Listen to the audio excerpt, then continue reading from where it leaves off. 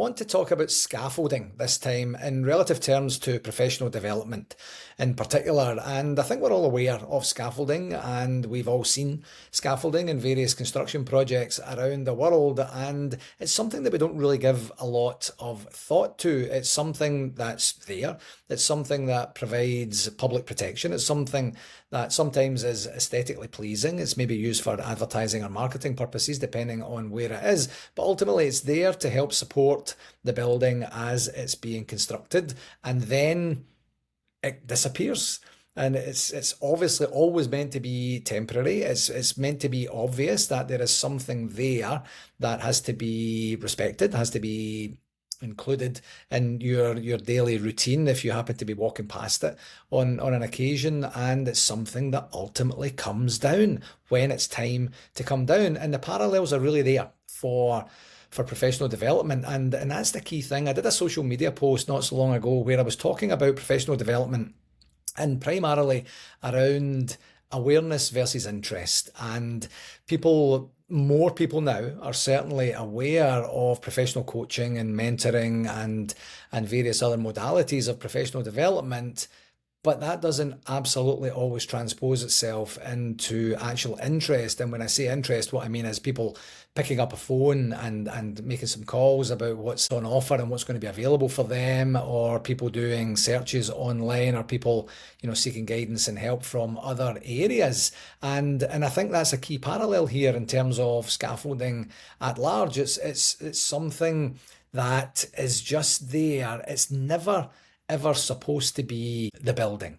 That's not you if you are the building or your team or your group or your organization, depending on what type and style of professional development that you are targeting. The point really truly is that it's not the end.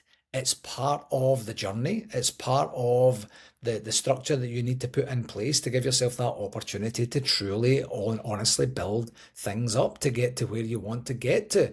And it's the thing that holds everything up while the real structure is being formed, while the real structure is being built underneath. That's the absolute key, and that's the key with a mentor. That's the key with a course. That's the key with a coach. That's the key with a professional development book or a new habit that you are learning or leaning on. The support you need is not the point. The support is there while the point is being built. That's the absolute key here. And I think that's a thing that people get wrong. Sometimes there's just no interest in putting any sort of temporary support structure in place, any scaffolding whatsoever.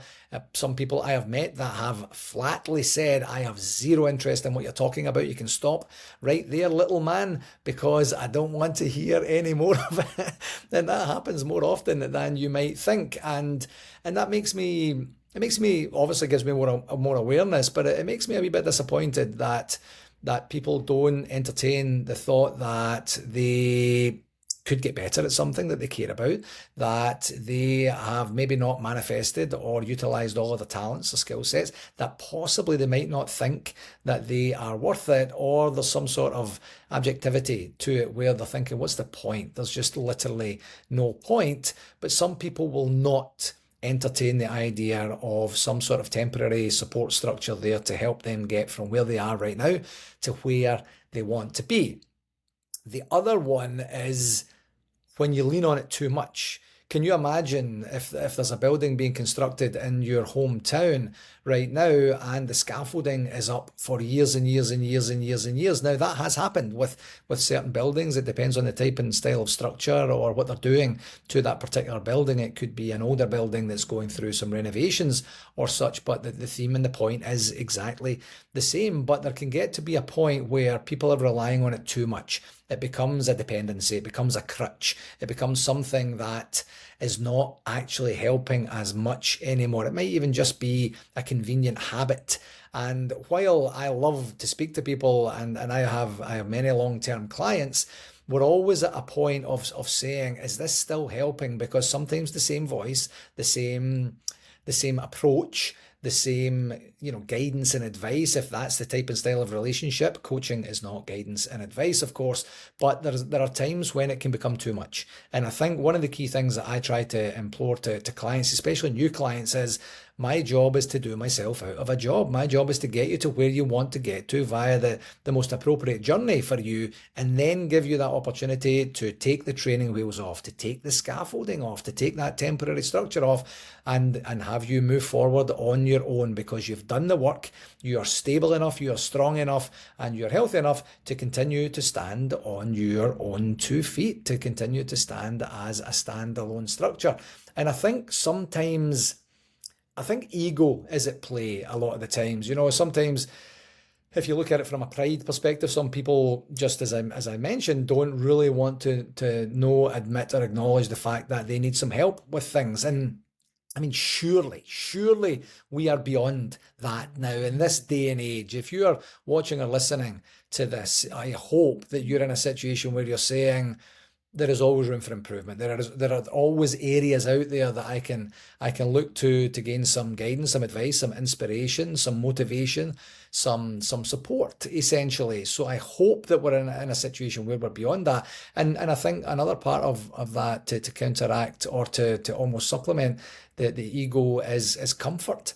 I think, you know, sometimes having that support structure in place, having those water wings in place, having those training wheels, having whatever it is you're using can become comfortable. And then when you're feeling comfortable, that brings an element of safety. And then when you're feeling safe, you're kind of trusting what you've built thus far. And then there's a wee bit of fear that could potentially creep in to say, I'm not 100% sure whether I could actually survive on my own without this or not. And if that's the case, then I don't know, I think you've been doing it wrong. There should be an end in mind when you begin anything. If you think about from a book perspective, you're not going to read a book in perpetuity. Even if you read it numerous times, there's going to come a point when you put the book down. There's going to be a point when you have finished that video, you've finished listening to that podcast, you have shared the talk notes with other people, you've had those conversations, and there's a finiteness to it. And I think that's absolutely key. So if you say, in terms of literally setting up the structures of your mentorship, of your professional development journey, whether it be coaching or mentorship or courses or such, that you get an opportunity to say, I believe, based on where I'm at right now, based on what I think I need to get to, and based on the professional guidance, coaching and help and support that you have sought out, that you're in a situation to say, within 4 weeks, within 10 weeks, within 3 months, within 6 months, within 18 months, I believe that I'll be in a position to not need this support in this way any longer. And that's the key. Again, it's my job to do myself out of a job. And that's okay. Because from a pure marketing perspective, I'm in a situation where if I help you this time, you might be more inclined to come back next time. And if not, you might be more inclined to refer me to a friend or colleague.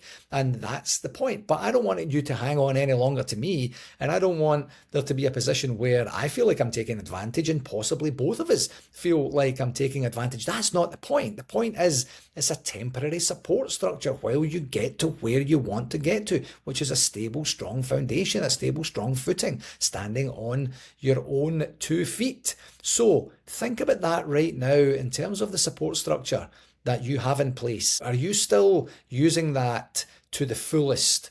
Or are you just used to it being there? Or is it something that you don't quite know how to break free from? Or you haven't really given it a lot of thought? Or you've paid for another 4 sessions and you really feel like you are where you are for right now? There are a whole bunch of different types and styles of conversation that you can have right now. But the key part being, do you know and understand and appreciate what type and style of support structure you need, what type and style of scaffold you need right now, today, to get you from where you are right now to where you want to be?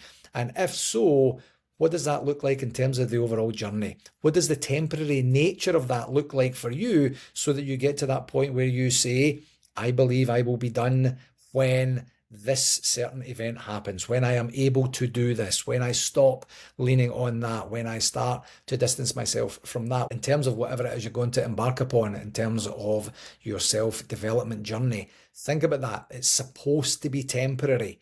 It's supposed to be a scaffold. And if you lean upon it like that and then stop using it when it no longer becomes useful, you're going to be in a much, much better position. Please trust me on that.